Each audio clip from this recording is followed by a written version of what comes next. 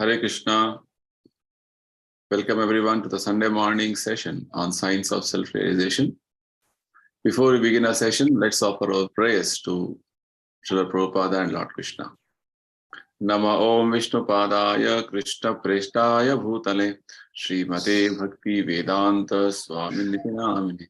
Namaste Saraswati Deve Gauravani Pracharine Nirvisesha Shunyavadi Paschatya Deshatarine Jaya Sri Krishna Chaitanya Prabhu Nityananda Sri Advaita Gadadhar Sri Vasadi Gaura Bhakta Vrinda Hare Krishna Krishna Krishna Hare Hare Hare Rama Rama Rama Hare Hare Sri Radha Vrindavan Chandrodaya Ki Jai Sai Gauranga Ki Jai Srila Prabhupada Ki Jai. So we're going to continue our discussions on the very interesting topic, the absolute necessity of a spiritual master, which we have been discussing since the last 3 weeks. Today will be the concluding session. And this particular topic, which we have been discussing, is actually the offering, the homage which Prabhupada had given for his spiritual master 1936 in Bombay. So that way, this is a very wonderful presentation with regard to Prabhupada explaining the importance of the position of a spiritual master. So he is glorifying his spiritual master on the occasion of the birth anniversary of his spiritual master. Generally, this is the Vaishnava etiquette amongst the devotees, that the spiritual master has to be given glorification on his birth anniversary. This is called Vyasa Puja Tithi. And Prabhupada, he was a householder at that time, 1936. He was in Bombay, and he visited the Gaudiya Math, the institution started by his spiritual master. And there he took the opportunity to glorify his spiritual master. And since last 3 weeks, we have been discussing on this topic. Very wonderful subject. Prabhupada is revealing so many great things about his spiritual master. So we'll just quickly go through what we discussed in our previous sessions and move forward with our today's session. So all these discussions we are having is because of the inspiration of His Divine Grace Prabhupada, who has so wonderfully given us the essence of Vedic knowledge for our understanding and also to move forward in our spiritual journey. So we offer our humble obeisances to Srila Prabhupada. So we discussed, Prabhupada was explaining about Guru's exalted position. The spiritual master is not an ordinary person. It is mentioned in the scriptures that he is a confidential associate of Lord Krishna, devotee of Lord Krishna. So he has come to deliver all of us. So he has to be respected as good as Lord Krishna. Very nicely, Prabhupada elsewhere explains that Krishna is Sevya Bhagavan. Sevya Bhagavan means worshipper God. Worshipped God, sorry. Whereas Guru is Sevaka Bhagavan, worshipper God. So like this is exalted position of God because he has come to liberate all of us. And Prabhupada also explained that we cannot have so many gurus, in the sense that gurus giving different opinions about the different aspects of the reality of life cannot be two. Because absolute is one. Guru also is one in terms of principle. Right? He is speaking the same philosophy, whatever physically he may be different in different time, place, circumstance, but the message what is being delivered by the Guru is always one. So Guru as a principle is one, he cannot be two. And Prabhupada also explained to us how his spiritual master is coming in the disciplic succession, parampara. So this we discussed that in the present context, there are 4 disciplic successions or paramparas, sampradaya they are called. And very clearly, Prabhupada explained to us how his spiritual master comes in the parampara or the disciplic succession from Brahma. Brahma is the direct son of Lord Krishna, disciple of Lord Krishna. From him that parampara comes. So his spiritual master comes in that disciplic succession. And very clearly, Prabhupada explained that the real qualification of a spiritual master is that he has to come in one of these paramparas, and he's just giving the message what is being coming down in that parampara. It's not that he's manufacturing something, concocting something. He is telling something else, whatever he's imagining. No, he's exactly delivering the message, whatever is being delivered in the Guru Shishya Parampara or the disciplic succession, it is called. Right? So anybody who is not in the parampara and claiming himself to be a guru, we can immediately reject that person. He is not actually guru. So this is the main qualification of a real spiritual master, that he is speaking as per the understanding of his predecessor spiritual masters. And further, Prabhupada explained to us that why should we surrender to a bona fide guru?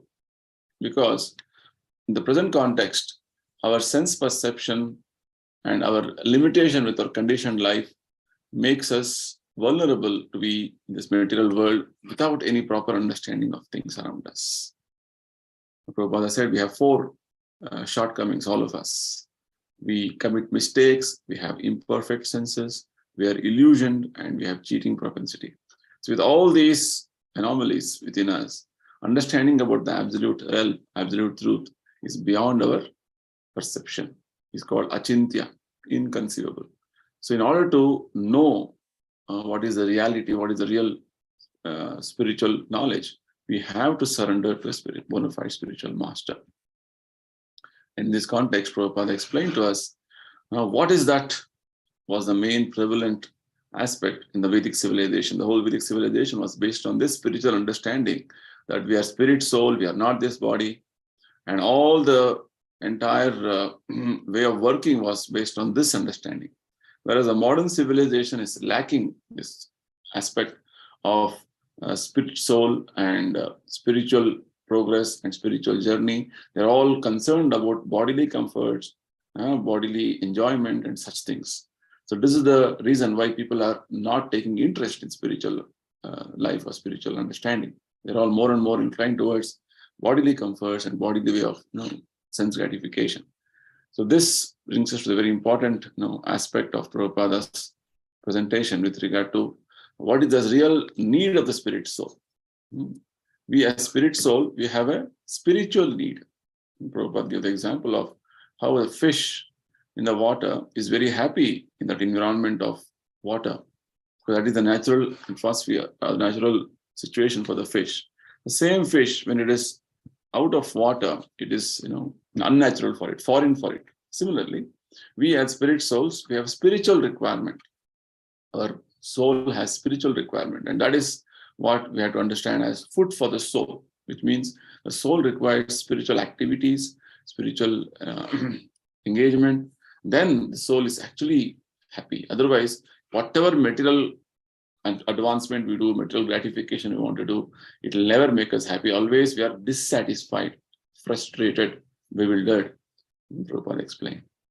And this brings us to one important aspect of understanding that surrendering to a spiritual master and hearing very patiently from a bona fide spiritual master with full conviction, right?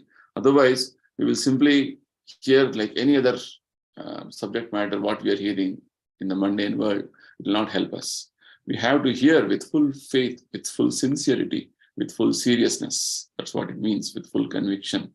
It is the importance of hearing from a bona fide spiritual master. And with this, Prabhupada also began explaining one nice topic on what is known as make best use of a bad bargain. Why? Because in the human form of life, we have got this wonderful opportunity to understand spiritual subject matters.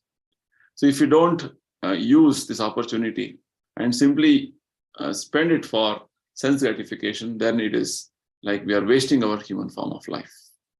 So Prabhupada made this wonderful statement that make best use of a bad bargain. Very important. That human form of life we have got means somehow we have come to this wonderful stage of evolution. So let us make best use of this bad bargain. This body is a bad bargain. The best use is to utilize it for spiritual understanding. So Prabhupada now quotes a very wonderful verse from Bhagavata, 11th canto. He says, Labdva sudurlaham idam bahu sambhavante manusyamarthadam anityam apiha diraha turnam yateta na pathet anumrutyam yavan nishreyasaya vishaya khalu sarvatasyat. So we're discussing on this aspect of make best use of a bad bargain. Why? Because human form of life is having that wonderful opportunity to revive our spiritual understanding. So this wonderful verse very nicely explains about how human life is so important. It says, the human form of life is obtained after many, many births. Labdva sudurlabham bahusambhavanti. Right? After many, many cycles of births and deaths, maybe millions of lives of births and deaths, we get this human form of life. It's not an exaggerating statement, it is a fact. And although it is not permanent, anityam, but it can offer the highest benefit, arthadam. It can give the best, benefit in this life. Therefore, what is the best benefit? To understand about our spiritual existence and actually work in that way and then come out of the cycle of birth and death. Therefore, a sober and intelligent man should immediately try to fulfill his mission and attain the highest profit in life before another death occurs. This is what this verse is telling. If you want to really get out of this cycle of birth and death, death is anyway inevitable, as sure as death. Therefore, one should be sober and intelligent and immediately try to fulfill the mission of human life, attain the highest benefit of life, that is to come out of the cycle of birth and death. So the important aspect this verse is telling is that you should avoid sense gratification, which is available in all circumstances. This sense gratification is available for every living entity, any form of life, from ant to elephant, anybody, all living entities are having enough opportunity for sense gratification. Sense gratification is summarized in 4 headings: eating, sleeping, and mating, and defending. Right? So Prabhupada further says, how to apply this principle that we know the human form of life is very valuable, you've got a wonderful asset, but how to utilize it and make the best use of this, this body, which is actually a bad bargain for us. It gives us practical directions how to make best use of a bad bargain. So Prabhupada is giving us nice advice. Let us not misuse this human life in the vain pursuit of material enjoyment. People think this life meant for sense enjoyment. Eat, drink, be merry, that's all. That is life. Or if under the 4 headings of for the sake of only eating, sleeping, fearing, and sensuous activities. Right? If this is what our purpose of life is, then there's no difference between us and animals. That's the point. Very nicely, Prabhupada is going to quote from the statements of one Acharya by name Sri Rupa Goswami. Prabhupada says, the Acharya Deva's message about his spiritual master Prabhupada is telling is conveyed by the words Sri Rupa Goswami quoted in Bhakti Rasamrita Sindhu.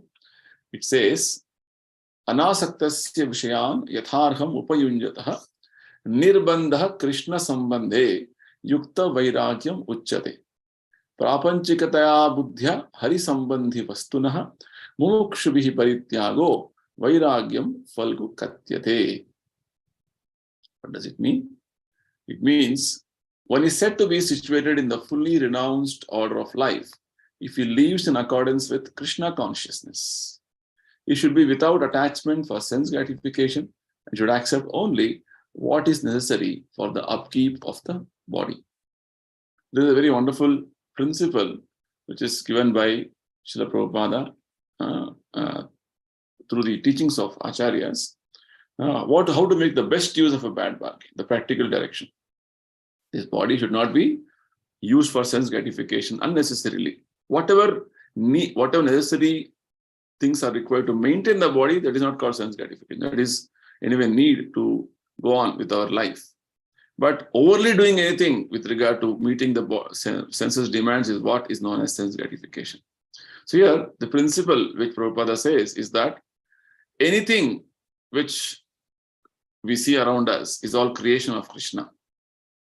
So use them for Krishna's service, not for personal gratification. Just like we're trying to use the technology here to understand the wonderful subject matter of spiritual science. So this is called Yukta Vairagya. Yukta Vairagya means the same material objects, when they're used for Krishna's service or for our advancement in spiritual life, that is called Yukta Vairagya. Understanding the purpose of life, what is the meaning of life, how to move forward in the spiritual journey. This is what is required in our, because everything Krishna has provided, Lord has provided. We have to use them for our spiritual progress, spiritual advancement. If you misuse it, thinking that is for my sense gratification, then you get entangled. That's what Prabhupada says. Anasaktasya vishayan yatharam upayunjata nirbandhe Krishna sambandha. Because all things what we see around us, it is not come automatically or somewhere it is fallen from sky. Everything has a connection with Krishna. Everything has a relation with Krishna. Nirbandhe Krishna sambandhe. Seeing that and using them for Krishna's service. Right? Even this body, what I have got is not my body. It is Krishna given. My senses, not it is my senses. It's Lord through arrangement of the material nature is this body I have got. So like this is understanding. Otherwise, if you do a thing that is all for my enjoyment, not understanding from where these things have come, that is going to entangle us. This is the principle which we have to apply in our practical life. So very nicely Prabhupada further explains. On the other hand, one who renounces things that could be used in service of Krishna under the pretext that such things are material does not practice complete renunciation. Right? Simply thinking it is all matter, is all matter. Finally, matter's origin, as Krishna says in Bhagavad Gita, is that it is his energy only. But seeing that as matter for personal gratification, that is what is entangling us. That is called Maya. But same things can be used for Krishna's service. Anything can be used for Krishna's service. Prabhupada says, in Krishna consciousness movement, we use everything for Krishna's service. It may be a vehicle, it may be printing press, it may be whatever modern amenities, gadgets, everything used for Krishna's service. Finally, all of them are Krishna's energy only. Prabhupada nicely makes a statement.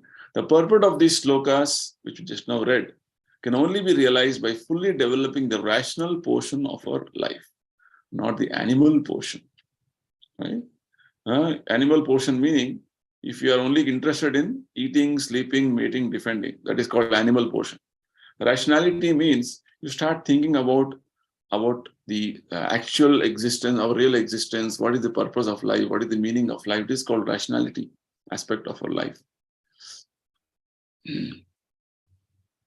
So in this way, Prabhupada is now going to conclude with regard to the wonderful contributions of his spiritual master, Srila Bhaktisiddhanta Saraswati Goswami Maharaja, to the entire humanity. Right? So Prabhupada so far so nicely explained how to utilize the human form of life. We have to accept the message of spiritual master seriously and with great conviction, that use the human form of life only for spiritual progress and nothing else. Anything else will only entangle you and make you more and more in bondage of cycle of birth and death in the material world. The first contribution which the Prabhupada's spiritual master has made is the revival of Lord Chaitanya's cult. How this has happened and why it is so important, Prabhupada explains. Says, sitting at the feet of the Acharya Deva, let us try to understand from this transcendental source of knowledge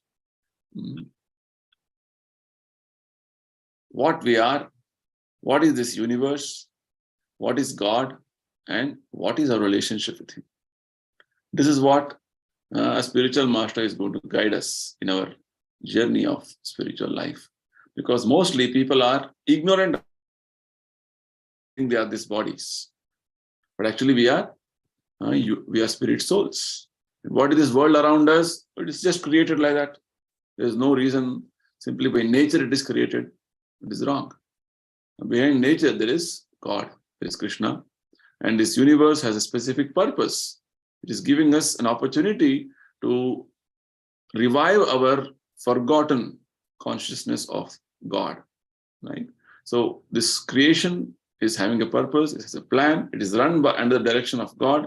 And what is God? All these aspects are explained by the spiritual master, and we have a very intimate relationship with God. This is what spiritual master explains. Prabhupada is telling, let us all remember always how spiritual master is so benevolent and merciful on the disciples to give this wonderful revelation and knowledge to all of us. So Prabhupada says, the message of Lord Chaitanya is the message for the living entities and the message of the living world. So Chaitanya Mahaprabhu, who was Chaitanya, Lord Krishna's personal incarnation, he came down to give us this message that we are all living entities, we are not dead matter. We are all Chaitanya, Chaitana. Chaitana means we are all conscious entities. Lord Chaitanya did not bother himself for the upliftment of this dead world, which is suitably named Martya Loka, the world where everything is destined to die. Chaitanya's philosophy is not meant to give us any further, impetus to go on in the material world enjoying life. No. Material world is called Dukkhalayam Ashashvatam. It is full of miseries and it is a temporary world. It is also called Martya Loka. Anityam Asukham Lokam, Krishna says in Bhagavad Gita. He appeared before us 450 years ago. It's 1936. So now it is around 530 years to tell us something of the transcendental universe, where everything is permanent and everything is for the service of the Absolute. So this is the situation of the spiritual world. And all this message, all this understanding comes down the parampara through the spiritual master. So Prabhupada is recalling and remembering how this wonderful revelation of the spiritual existence, spiritual realm is revealed by the Acharya, by the spiritual master to us through his lotus lips. He gives us this message that Chaitanya Mahaprabhu is Krishna himself. He descended to give us the knowledge about the spiritual existence, where everything is permanent, Sat, where everything is full of knowledge, Chit, and where everything is full of bliss, Ananda. And everything is meant for serving Krishna there. That is the whole existence, spiritual world. The material world, exactly opposite. Everybody thinks I am the Lord and everybody should serve me. That is material life. But recently, Lord Chaitanya has been misrepresented by some unscrupulous persons, and the highest philosophy of the Lord has been misinterpreted to be the cult of the lowest type of society. So here Prabhupada gives us the history of what happened with Chaitanya Mahaprabhu's cult. After Chaitanya Mahaprabhu disappeared from this world, there were many so-called followers of Chaitanya Mahaprabhu who have wrongly interpreted and wrongly presented the whole philosophy of Chaitanya Mahaprabhu and got it to a level of understanding that it is just dancing, chanting, and sense gratification. To that level, it was brought down. It was misrepresented. It was, wrongly preached in a different manner to the people, the masses. So it came down to be sort of any mundane sort of a movement, mundane sort of a activity. So Prabhupada is telling that Chaitanya Mahaprabhu, after he disappeared from this world, the so-called followers who are not strictly understanding the philosophy of Chaitanya Mahaprabhu, they degraded themselves in coming out with so many apasampradayas. Apasampradaya means pseudo or false so-called successions, and concocting, interpreting about the original teachings of Chaitanya. And this brought about a lot of disturbance in society. Because in the name of bhakti, they're trying to exploit people, misuse the position, and try to, give wrong understanding of what is told by Chaitanya Mahaprabhu. This was a big thing what happened while after Chaitanya Mahaprabhu disappeared from the world. So Prabhupada is telling the biggest contribution of his spiritual master is that we are glad to announce tonight that our Acharya Deva, with his usual kindness, saved us from this horrible type of degradation, and therefore we bow down at his lotus feet with all humility. There's a description wherein after Chaitanya Mahaprabhu left, in the course of say a few 200, 300 years, there were so many apasampradayas, false successions, around 14 of them, which were all exploiting people and trying to misuse their position. In that way, society was in a very, very deplorable condition. So his spiritual master, Prabhupada's spiritual master, and his spiritual master's father, Bhaktivedanta Thakur, they tried tirelessly, they endeavored tirelessly to revive Chaitanya Mahaprabhu's movement, in fact. So that's what Prabhupada is recalling here, that his spiritual master's very wonderful efforts has revived original Chaitanya Mahaprabhu's cult. One more significant contribution of Prabhupada's spiritual master, Siddhanta Saraswati Thakur Maharaj, is that he openly challenged the Mayavada philosophy, the impersonal philosophy. So relief from the impersonal malady is one more big contribution of Prabhupada's spiritual master. How it is, so Prabhupada very nicely explains. So Prabhupada says, gentlemen, it has been a mania of the cultured or uncultured society of the present day to accredit the personality of Godhead with merely impersonal features. So presently what is going on in the society is that there is a philosophy of impersonalism or Mayavada, which means ultimately we are having form now, but finally when we are liberated, we don't have any form. We are Nirakara, Nirvishesha. This is the philosophy. So this is going on in different shapes and different philosophies, different ideas all over the world.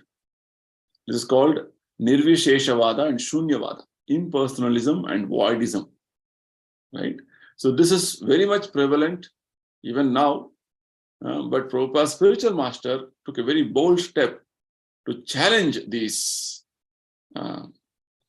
philosophies. Actually, these philosophies are against the Vedic principles, especially against Bhagavad Gita's teachings. Bhagavad Gita clearly says our existence is spiritual and we have a spiritual form. We are never impersonal. The aspect of impersonality is something which is concocted. It is complete imagination. It's illusory understanding. So presently in the society, what we see is that people are all having this philosophical understanding that we are all impersonal, or we are all, finally, God is impersonal, God is Nirakara. This understanding is there. All imagination, like that people say. And to stultify him by claiming that he has no senses, no form, no activity, no head, no legs, and no enjoyment. This is what people think. Or rather, it's a philosophy which is very much prevalent now in so many different shapes and forms. So many gurus, so many people are just simply saying, ultimately we are Nirakar. Ultimately we don't have any form. And God is also one Shakti or one energy. When you say Shakti, there should be a Shaktiman. Energy has an energetic person.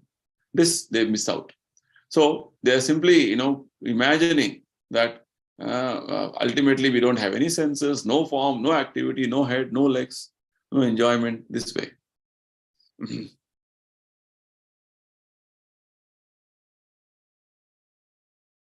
This has also been the pleasure of the modern scholars due to their sheer lack of proper guidance and true introspection in the spiritual realm. Many thinkers in the modern times, from at least 100, 150 years, they have been speculating on this. They have been manufacturing their own ideas on this. And then they are trying to figure out what is the truth. Right? They introspect about themselves. What is the ultimate truth? But it is not the way. Modern way of thinking is everything find out by themselves. Whereas this Vedic way of finding is to accept the knowledge, what is coming in the parampara. Right? That is the point Prabhupada is saying here. They are called empresses. They think like this.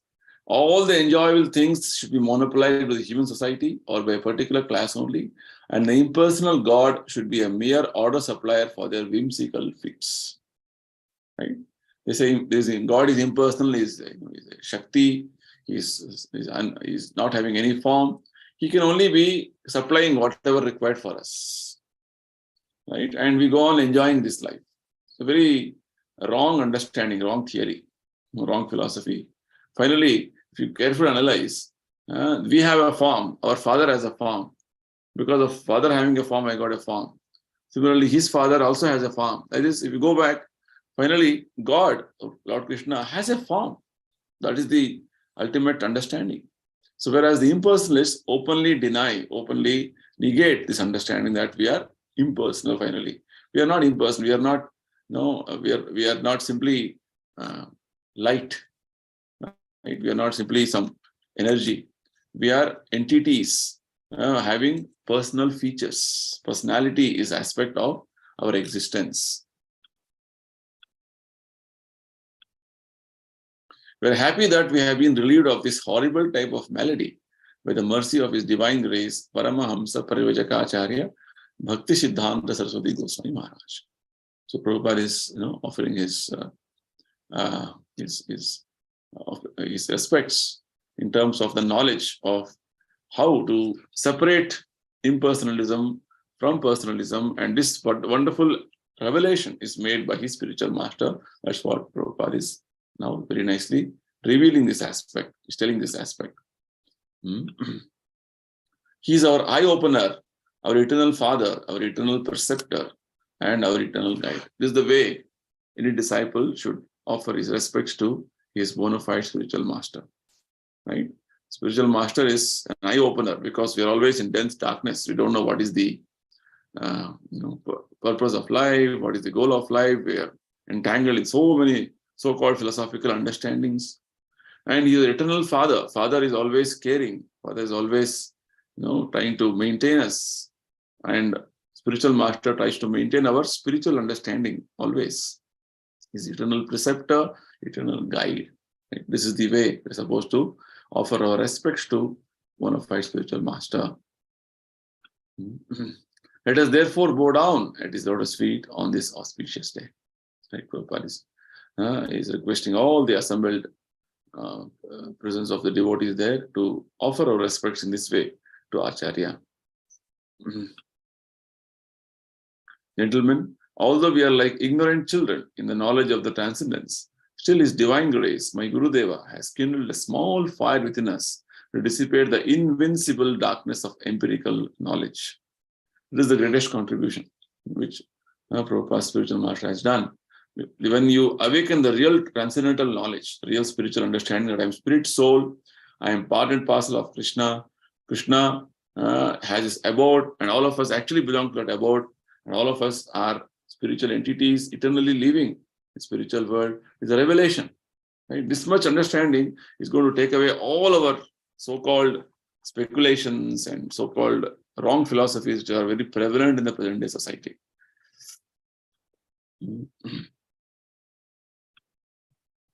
We are now so much on the safe side that no amount of philosophical argument by the empiric schools of thought can deviate us an inch from the position of our eternal dependence on the lotus feet of His divine grace. So this is the mercy of Acharya Prabhupada is praying that how anybody can come and put any arguments to us, any philosophical argument, and anybody can argue with us and put logic and reasoning, everything. But we have a strong understanding with regard to our position that we are eternally part and parcel of Krishna. We have eternal dependence on Krishna, and this is what is so much a big obligation for us towards our spiritual master. We should be eternally obliged for this wonderful revelation from the Acharya. Prabhupada is telling. In one of the songs we sing early in the morning for Guru, spiritual master, we have this wonderful statement made that Janme Janme Prabhu se. Right? Life after life, we are indebted to the spiritual master because of this wonderful knowledge he is revealing to the disciples.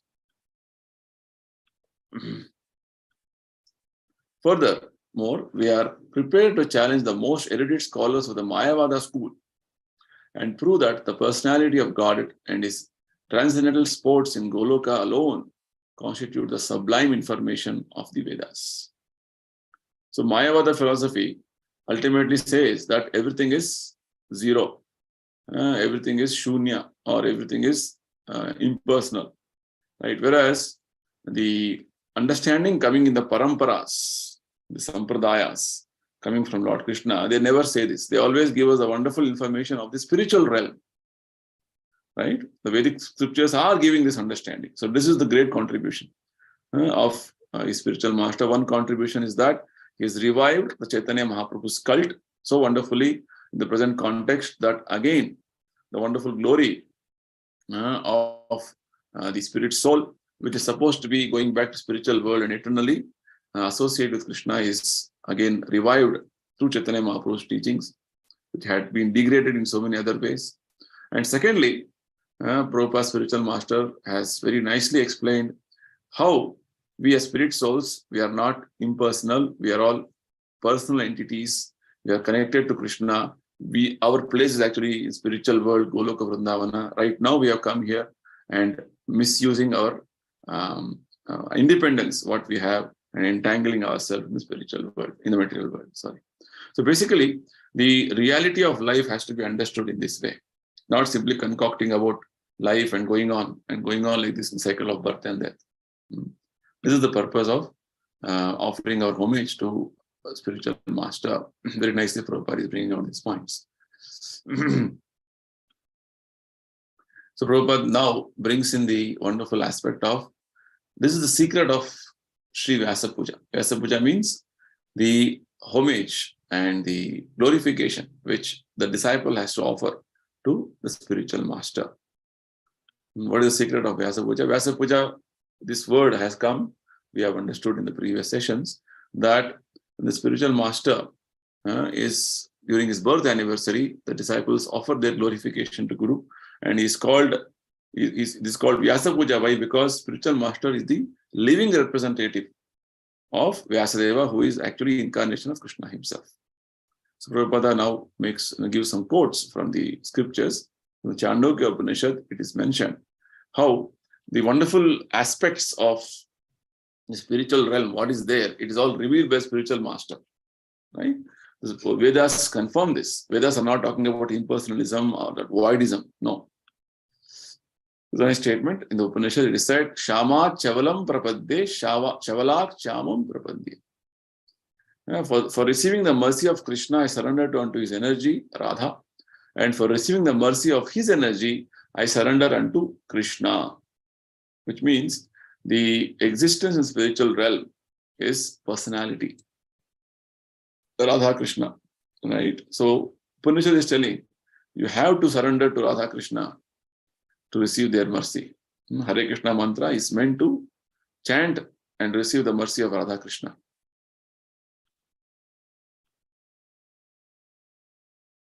Also in the Rig Veda it is mentioned, Tad Vishno Paramam Padam Sada Pashyanti Suraya Diviva Chakshur Atatam Vishnor Yat Paramam Padam.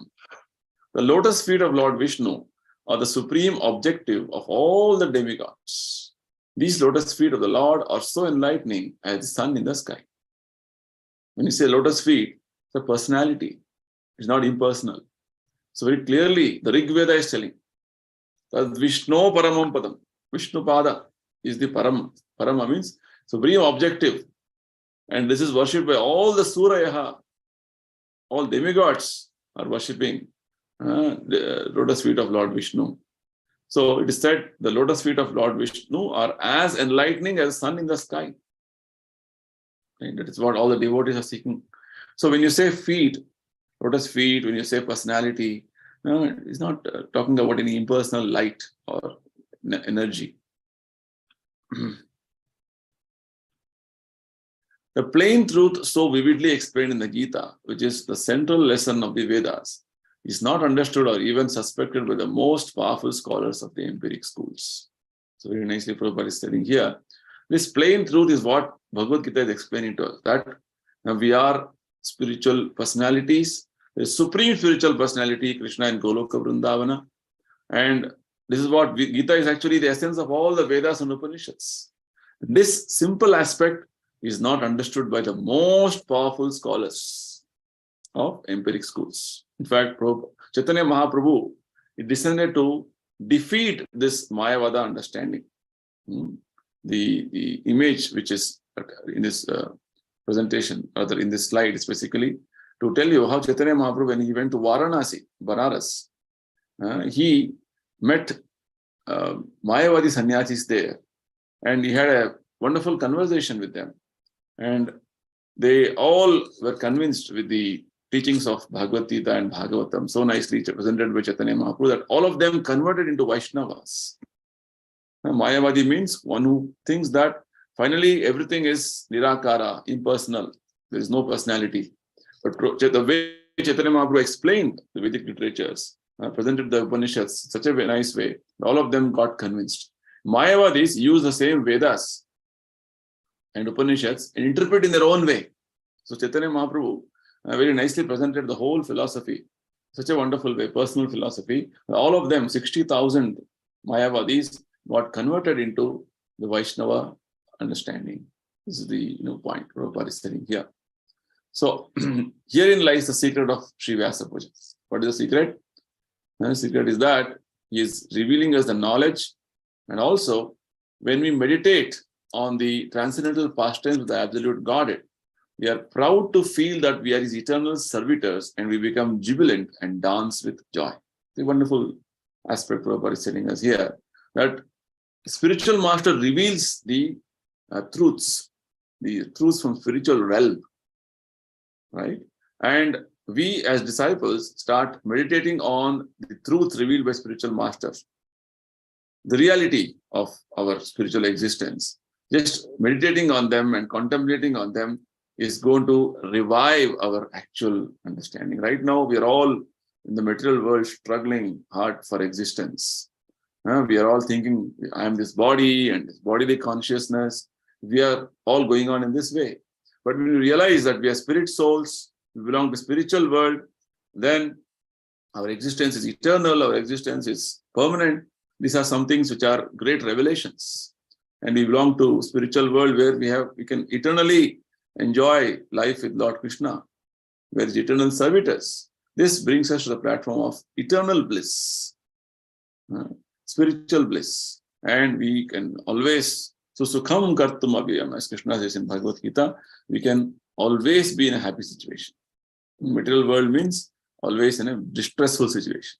Exactly opposite.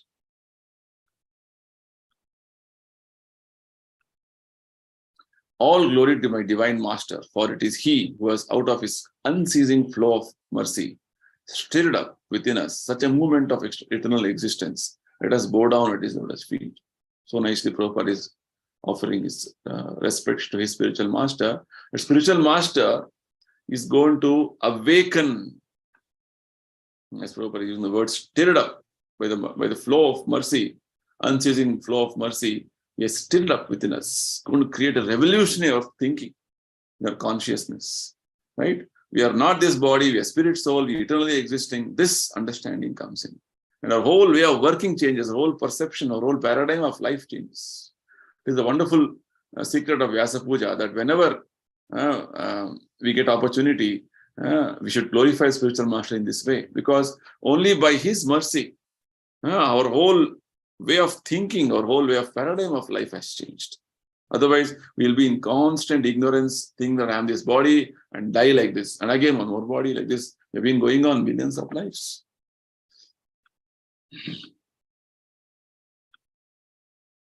So, Prabhupada is making a concluding statement. Very nicely, with very humble mode, he's making a concluding statement. All the humility at my command, let me bow down at my spiritual master. He says, gentlemen, had he not appeared before us to deliver from the thraldom of his gross worldly delusions, surely we should have remained for lives and ages in the darkness of helpless captivity. Right? Spiritual master, Acharya, is not appearing and not giving us message, not giving us knowledge, and trying to save us from this dark material world. Just imagine what will happen to us. If Prabhupada would have not come and started this movement, just imagine what would have happened to us.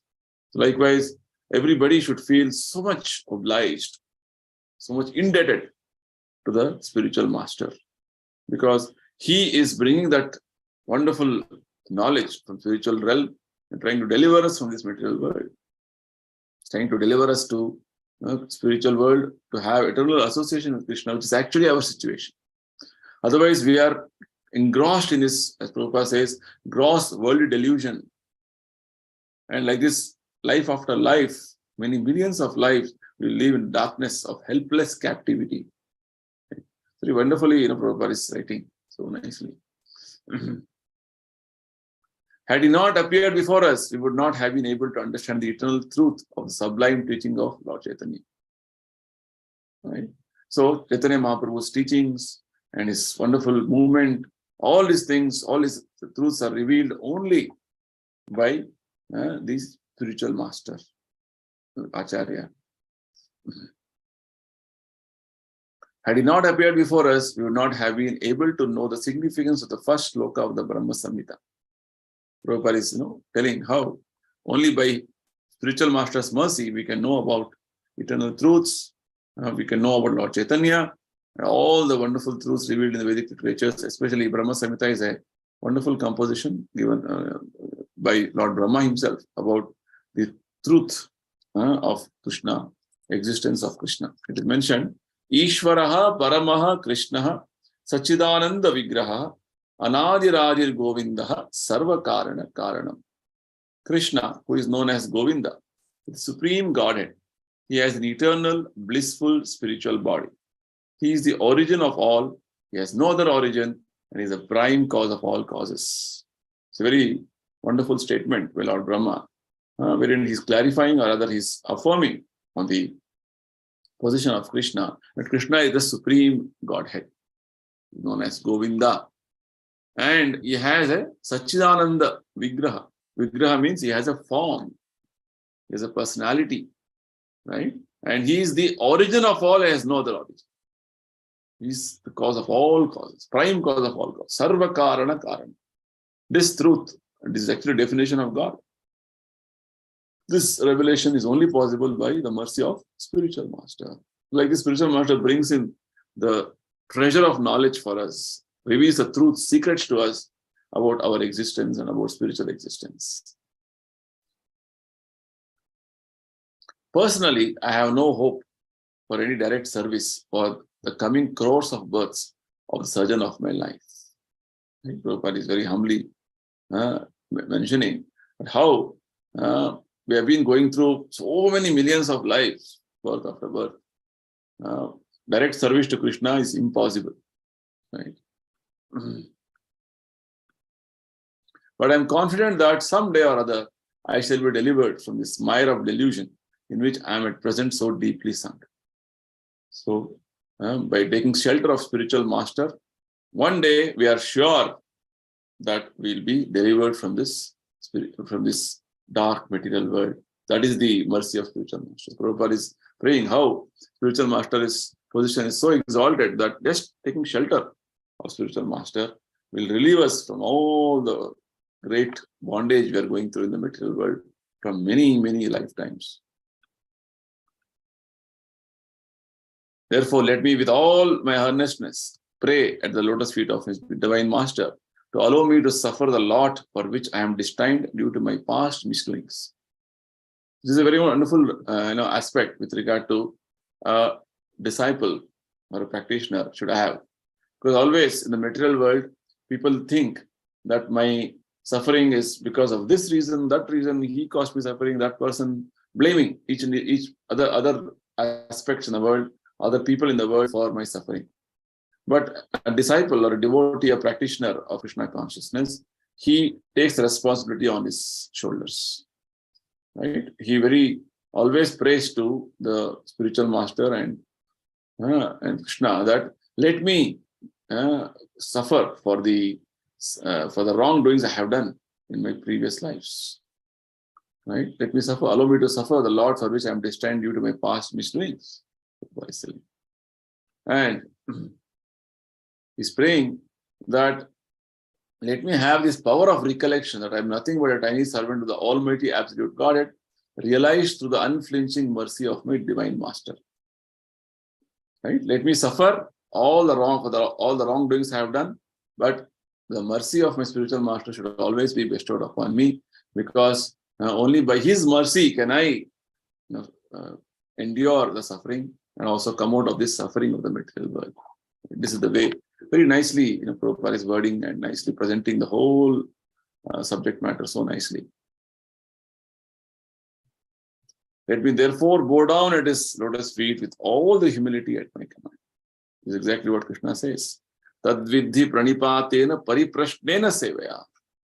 We should humbly submit ourselves to the lotus feet of spiritual master with full surrender, with full humility, and very humbly inquiring about the spiritual subject matter with offering all service to the spiritual master. So, Prabhupada is concluding his speech by telling, let me therefore bow down at his lotus feet with all the humility at my command. Right? Very nicely, Prabhupada has presented the whole thing. So this concludes our discussion on this topic of absolute necessity of spiritual master. So we will close now. Anybody has anything to ask, discuss? We can take a few questions, comments.